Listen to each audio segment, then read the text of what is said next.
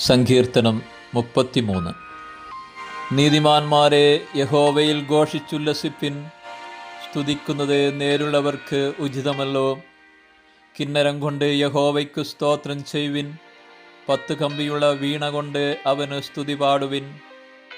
അവന് പുതിയ പാട്ടുപാടുവിൻ. ഘോഷസ്വരത്തോടെ നന്നായി വാദ്യം വായിപ്പിൻ. യഹോവയുടെ വചനം നേരുള്ളത്, അവൻ്റെ സകല പ്രവൃത്തിയും വിശ്വസ്തതയുള്ളത്. അവൻ നീതിയും ന്യായവും ഇഷ്ടപ്പെടുന്നു. യഹോവയുടെ ദയ കൊണ്ട് ഭൂമി നിറഞ്ഞിരിക്കുന്നു. യഹോവയുടെ വചനത്താൽ ആകാശവും അവൻ്റെ വായിലെ ശ്വാസത്താൽ അതിലെ സകല സൈന്യവും ഉളവായി. അവൻ സമുദ്രത്തിലെ വെള്ളത്തെ കൂമ്പാരമായി കൂട്ടുന്നു. അവൻ ആഴികളെ ഭണ്ഡാരഗൃഹങ്ങളിൽ സംഗ്രഹിക്കുന്നു. സകല ഭൂവാസികളും യഹോവയെ ഭയപ്പെടട്ടെ. ഭൂതലത്തിൽ പാർക്കുന്നവരൊക്കെയും അവനെ ശങ്കിക്കട്ടെ. അവൻ അരുളി ചെയ്തു, അങ്ങനെ സംഭവിച്ചു. അവൻ കൽപ്പിച്ചു, അങ്ങനെ സ്ഥാപിതമായി. യഹോവ ജാതികളുടെ ആലോചനയെ വ്യർത്ഥമാക്കുന്നു, വംശങ്ങളുടെ നിരൂപണങ്ങളെ നിഷ്ഫലമാക്കുന്നു. യഹോവയുടെ ആലോചന ശാശ്വതമായും അവൻ്റെ ഹൃദയവിചാരങ്ങൾ തലമുറ തലമുറയായും നിൽക്കുന്നു.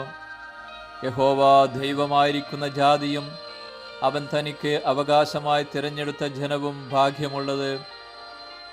യഹോവ സ്വർഗത്തിൽ നിന്ന് നോക്കുന്നു, മനുഷ്യപുത്രന്മാരെയൊക്കെയും കാണുന്നു.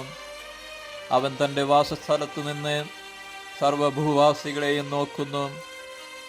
അവൻ അവരുടെ ഹൃദയങ്ങളെ ഒരുപോലെ മനഞ്ഞിരിക്കുന്നു. അവരുടെ പ്രവൃത്തികളെയൊക്കെയും അവൻ ഗ്രഹിക്കുന്നു.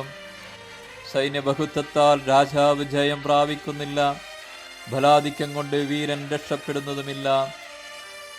ജയത്തിനു കുതിര വ്യർത്ഥമാകുന്നു, തൻ്റെ ബലാധിക്യം കൊണ്ട് അത് വിടുവിക്കുന്നതുമില്ല.